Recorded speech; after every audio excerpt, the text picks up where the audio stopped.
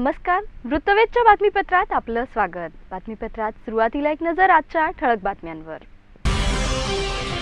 शेतकऱ्यांच्या प्रश्नासाठी जनहित शेतकरी संघटनेचं राज्यमंत्री देशमुख यांच्या निवासस्थानासमोर बोंबाबोंब आंदोलन।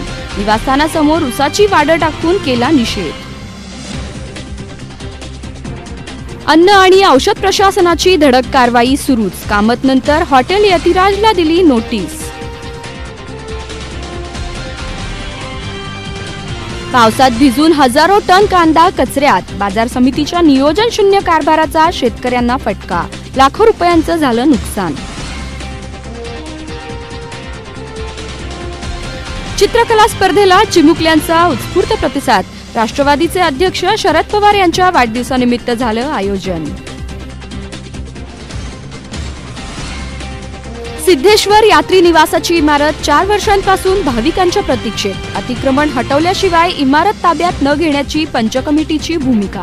जिल्हाधिकारी आणि पालिका आयुक्तांनी लक्ष घालण्याची गरज।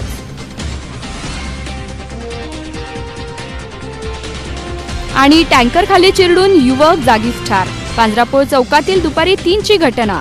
वाहतुकीच्या कोंडीमुळेच अपघात झाल्याची चर्चा।